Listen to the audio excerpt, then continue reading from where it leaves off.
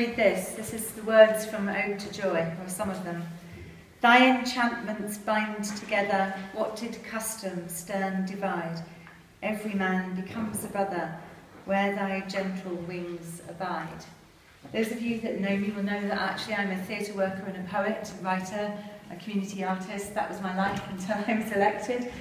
And that piece, that poem, set to music, is what opens the European Parliament with, and Nigel Farage and his Ukip members turned their back on the Ode to Joy.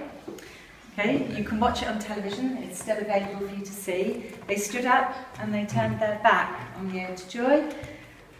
It was embarrassing, it was shameful, it's very cynical, it's incredibly symbolic. And we've got a job to do out there, which is to actually demonstrate what the true British voice is, because it's not that. And it's a hard job. I don't regret taking the mandate, it's fantastic.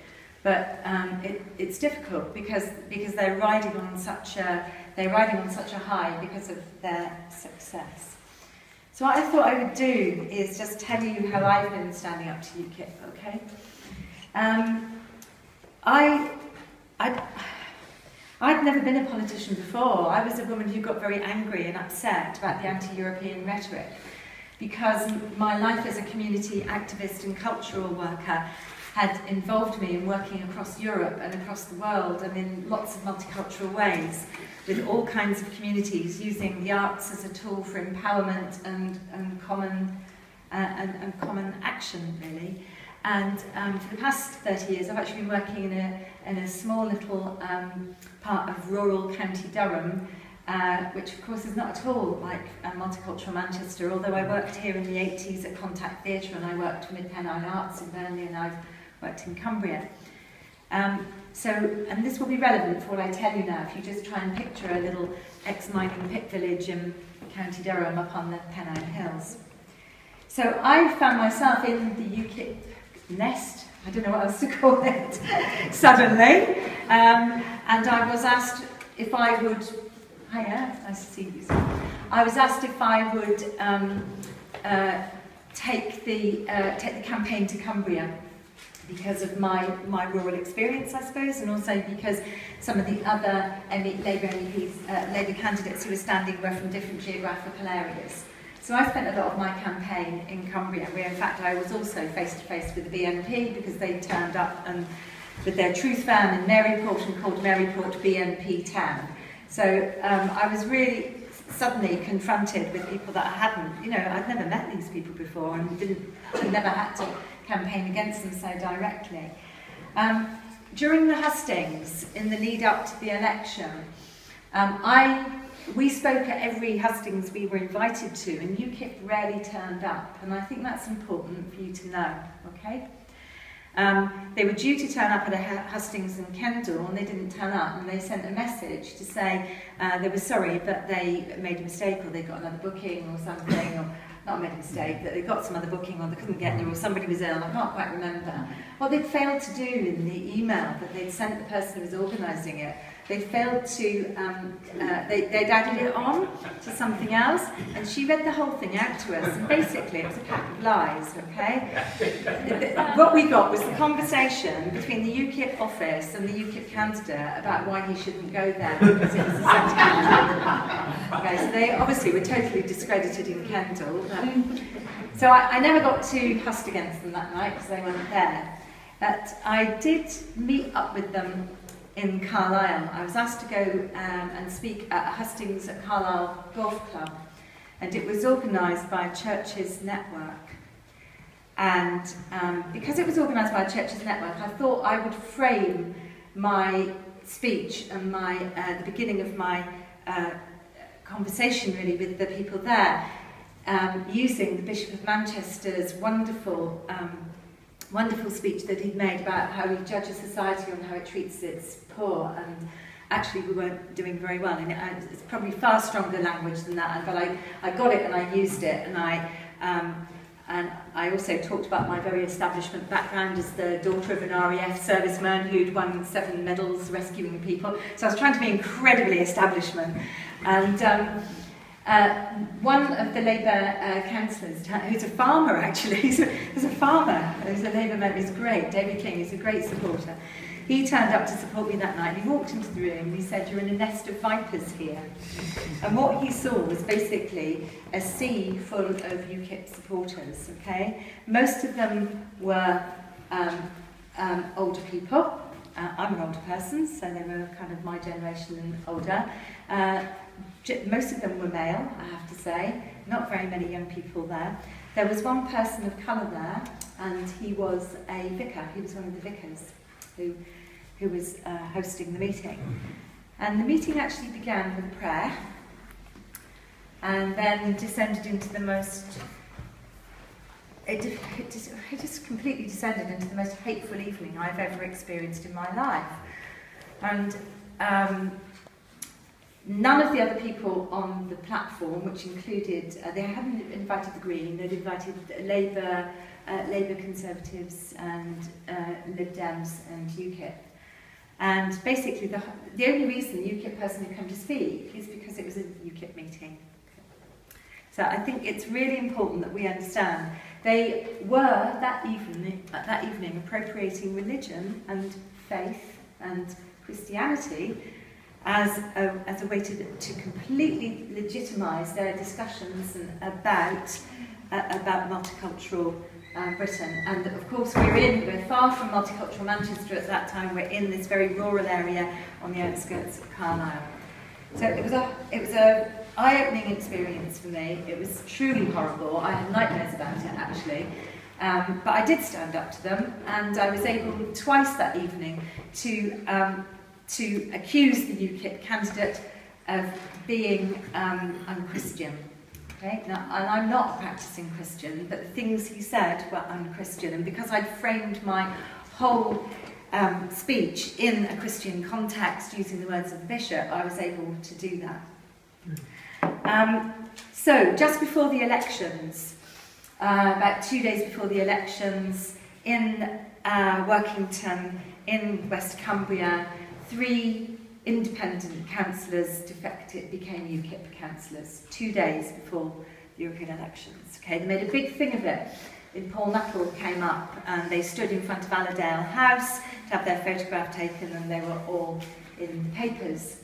And the next day, one of those candidates was on the front page because he had decided that all the crime that was happening in Cockermouth, which is where he is a candidate, was caused by Romanians. Okay.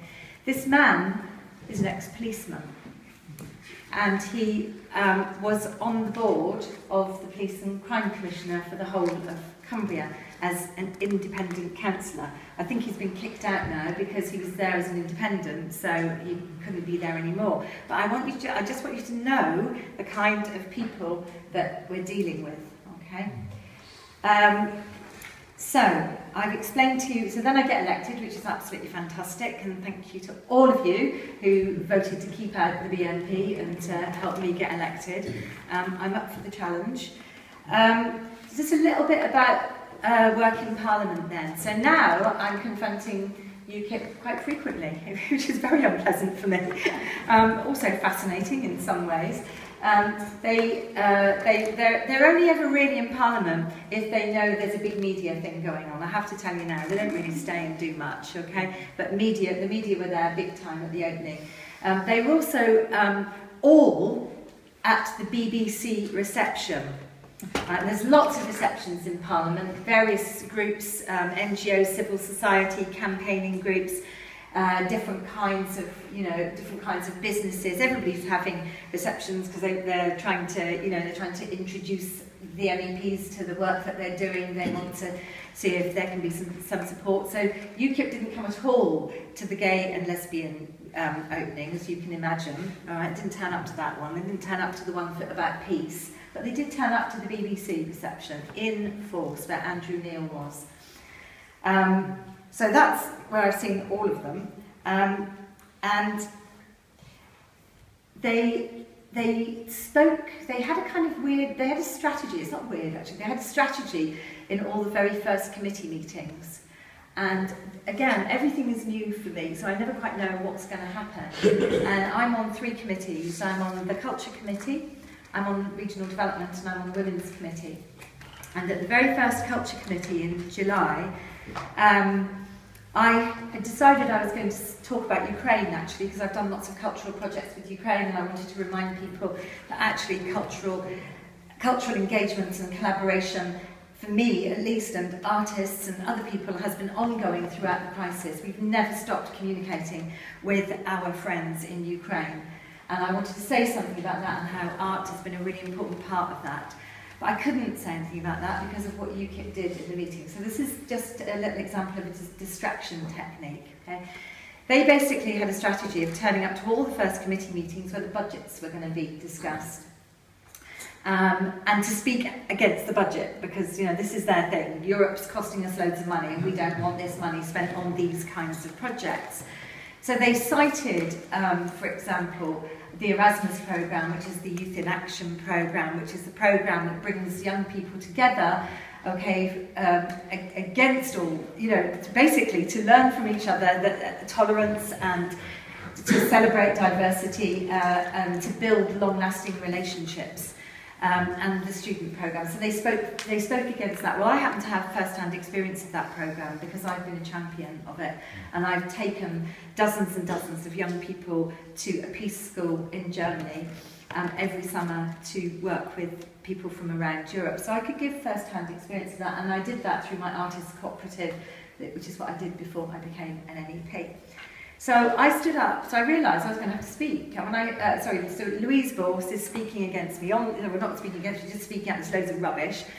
I decided I have to say something about it, and I use this example as an example of something that actually creates better citizens, confident young people who become aspirational, who are then successful in their lives and contribute to the economy, because actually that's you know, that's what's happening to them, and that's my experience. And two days later, maybe even a day later, I was suddenly bombarded on Twitter with the most horrendous hate. And I realised what they'd done, and because I'd forgotten that you filmed in the committees.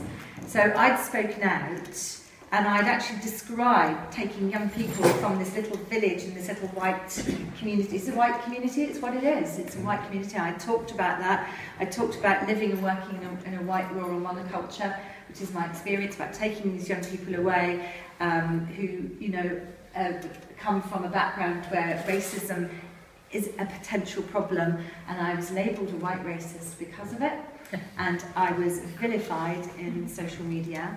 I then discovered that they put me on the Ukip website, okay, and the story had changed to, now I'm a theatre practitioner and I'm in an arts cooperative, and this peace school is in Germany, near Hanover, and the story became, in fact, through a number of different things that they were writing about me, that I was running some kind of socialist education programme was one thing. The other thing, I was running a painting school in Hanover. So this is the stuff that they're making up, okay? This is the stuff that the lies that they're telling. The Twitter stuff became sexually abusive. At one point I had to report somebody. Because of what they did. And I was actually really upset about it because it's my first experience of being attacked. Now my dad, who's in his 80s, said, "You're probably doing a really good job." Now I think it's quite interesting. The other MEPs, who I have to, and it's a shame, I'm on the Culture Committee because I care about culture, but I'm also on the Culture Committee because most people think it doesn't matter, all right? Most people think you need to be on the Budget Committee or on the Trade Committee or on the Defence Committee. And I had a lot of people lobbying me, even arts organisations, don't be on the Culture Committee, it's not important. You know what? It's my job to make it important. And what I think is really interesting about that week in the committee week in Parliament, the battleground was in the Culture Committee. It wasn't in economics or budget, right? It was in culture, which is about who we are as people, what we believe, what our values are. That's where the fight was. it was in the committee that I am on. And I think that is a really interesting thing, because my own peers do not believe that, right? My own peers did not expect that to happen.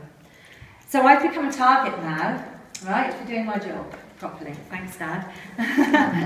In the afternoon, the same afternoon as that happened, there was a Women's Committee meeting, Fem Committee. I'm a substitute on Fem, and the Fem Labour MEP wasn't there, so I went to the Fem Committee. In fact, I go to all of them, whether or not, because I'm a women's rights activist. And the same thing happened. The Ukip MEP does the diatribe about, you know, all this money coming out, you know, what's the EU ever done for women? Nothing. Why are we, do we want quotas? You know, there was a whole discussion about getting women into positions of leadership. Should we have quotas to do that? And I, again, was horrified, and I realised that I would have to speak out again, because I was the only other British voice in the room. And if I don't speak, then the dominant narrative about Britain is what they are saying. So we have to speak up. We have to counteract that. The UKIP MEP who was talking about this is Margot Parker, and she makes a really big thing about being a businesswoman, representing small businesses. I know she does. I know she does this because I've seen a little video of her doing it. Well, you know what? I'm a small businesswoman. I ran a cooperative for 30 years, very, very successfully, that was a small business. So my take on Margot Parker is to speak from the standpoint of running a very successful small business that believes in women's rights and women's equality, and believes in the European Union, and that it does us far more good than it does harm. It's not right yet, but actually, without it, we'd be much worse off. And in terms of women's positions, the position of women, we need women to be visible. We need 50%, we need the quota, because without it, we become invisible. When we become invisible, we become objectified. When objectification happens, violence becomes possible. Suddenly it's all right when we're not visible. Violence happens, and there are certain things that brought me into politics. And the one thing, the final thing that made me put my name down on the application form was the rape of Jayoti Dal Singh in India, where I suddenly decided I could not be just a keyboard warrior anymore. I would have to stand up. I would have to find the courage to put my name forward to fight against violence against women. So I wanted to talk about all those things against Margot Parker in the Women's Committee, which I did. And it's fantastic, I've now become a defender of women's rights in the European Parliament, which is amazing, it's wonderful, and I feel, you know, I'm really up for it, and it's great, but a big surprise. So I just want to talk about two more things. And I'm sorry I'm going to have to talk about this, Yasmin, but Yasmin knows why. In the Parliament, there's lots of things that we do, okay? We have our group meetings, and Labour is in the Socialist and Democrats group, and we're the second largest group in the Parliament. So, in fact, the Tories are much further right, they're in quite a small group. So the Labour MEPs have the most powerful British voice in the Parliament, and we're the only group that has all 28 different countries represented. So I think that makes us feel good, even though we're not the biggest group. But as well as committees, and there are 20 standing committees, we have intergroups as well, which go across parties. And these are designed to try and push forward agendas where the committees are really not dealing with certain things. So, for example, I'm getting involved in a children's rights intergroup. I'm getting involved in a peace intergroup that's also dealing with extremism. They have to go through processes and procedures. They're not all accepted by the Parliament. But they have to have more than one political alliance in them, and they have to have people from different countries to be allowed to operate.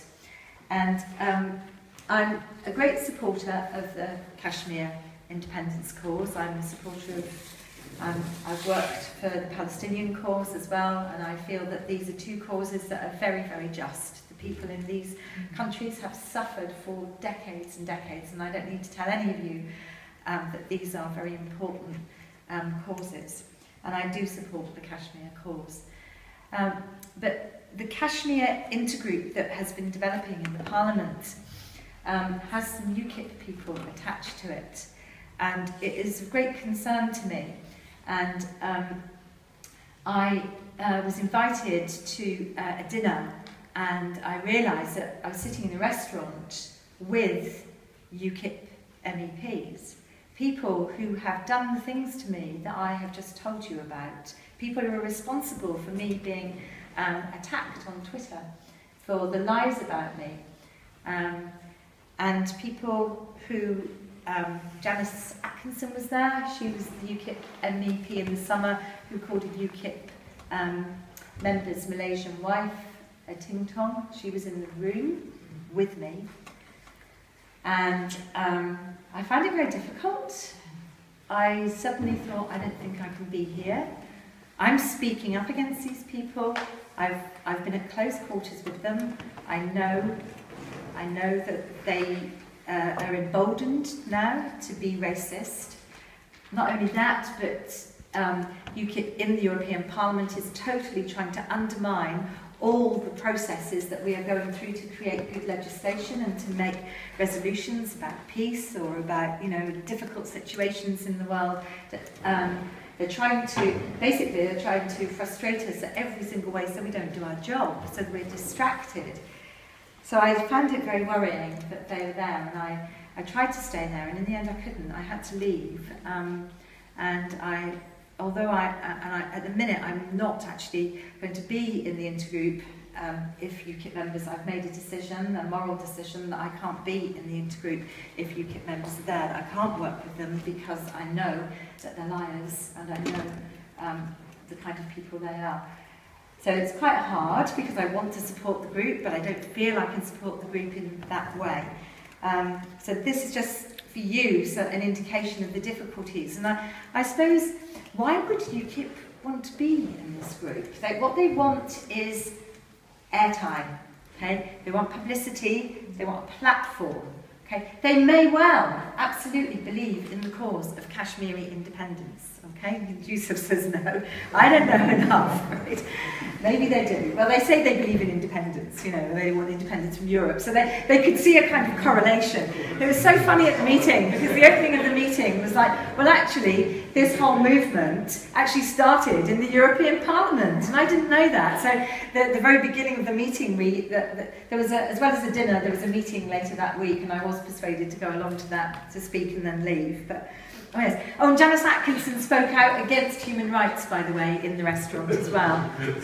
Here we are. What we do. So this is, you know, this is quite difficult, because actually they are legitimising themselves by being accepted into these different groupings and committees where they're given a voice. And just one last thing to say, and I'm fine to answer questions, but I remember after the election, which was on a Thursday, and before the result on the Sunday, I was listening to BBC Any Answers, and a woman had phoned in, and, you know, UKIP, it was all UKIP stuff, and a woman phoned in, and somebody said, so why did you vote UKIP? Yes, I voted UKIP. Why did you vote UKIP? What's your biggest issue? She said, I love the NHS. What does that tell you? These people do not understand, and the media is not telling the truth, and neither are we, the main political parties.